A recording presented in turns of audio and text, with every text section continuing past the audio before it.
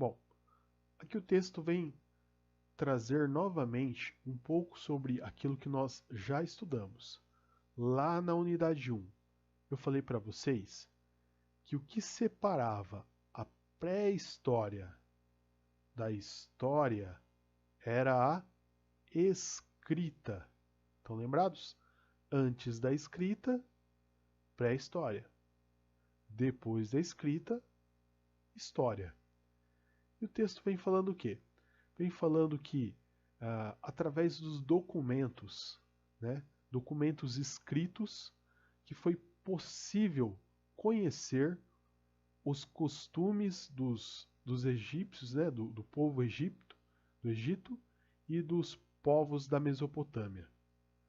Olha só, através das escritas que foram encontradas, foi possível perceber que eles utilizavam a escrita para elaborar leis, né, o que pode e o que não pode fazer, tudo isso era escrito. O que mais? Contrato comercial. Como realizar um contrato? Na hora de comprar uma plantação de algodão, uma plantação de trigo, na hora de negociar os peixes, na hora de realizar uma transação comercial. Como que se registrava isso? Através da escrita. E também aqui o registro fiscal. Registro fiscal relacionado ao pagamento dos impostos, né? Era importante, era necessário registrar o pagamento dos impostos e, portanto, esses povos aí desenvolveram a escrita. E, além disso, pessoal, o texto fala para nós sobre a transmissão do conhecimento. Graças à escrita, foi possível transmitir o conhecimento. Como assim? Se você descobriu lá como constrói uma edificação, uma pirâmide, o que você faz? Você anota isso, né, faz um tipo de escrita em argila ou em papiro e deixa, né, e guarda. E a próxima pessoa que for construir a pirâmide não vai precisar descobrir como que constrói a pirâmide. Ele vai precisar apenas ler o texto, né, ler o material que foi deixado, e assim ele vai aprender como fazer alguma coisa. Então, a importância da escrita para o desenvolvimento desses povos foi essencial. Graças ao desenvolvimento da escrita, foi possível aprender conhecimentos de uma geração, conhecimentos que foram passados para outra geração. O texto segue falando aqui, um pouco sobre escrita e costumes da Mesopotâmia. Falando assim, que existiam vários povos na Mesopotâmia, como sumérios, acádios, assírios, babilônicos.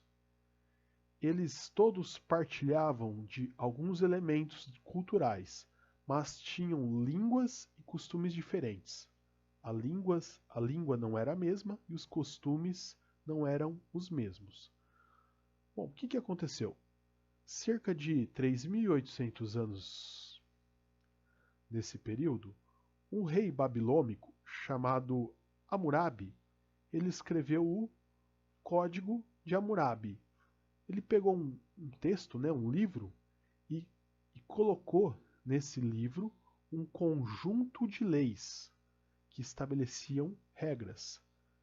Ou seja, ele pegou um livro e falou, olha, para unificar todos esses povos que vivem aqui próximos, vou escrever um código que vai ser regra para todo mundo. E aí o que tinha nesse código, nessas leis?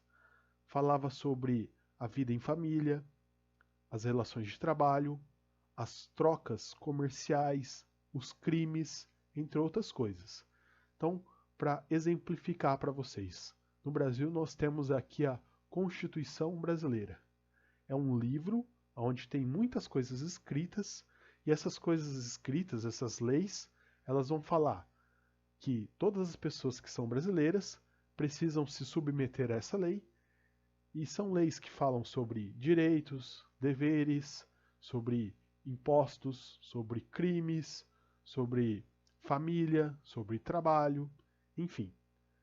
A ideia é meio parecida com isso, só para entender, para exemplificar. Um livro com leis que exercessem, né, influência, poder de governo sobre vários povos que viviam ali próximos, mas não tinham a mesma língua. Então esse rei tentou, né, fazer esse agrupamento, colocar todas as pessoas ali, todos aqueles grupos, debaixo de uma única lei. E essa lei foi chamada de Código de Hammurabi. Tudo bem? Vamos em frente?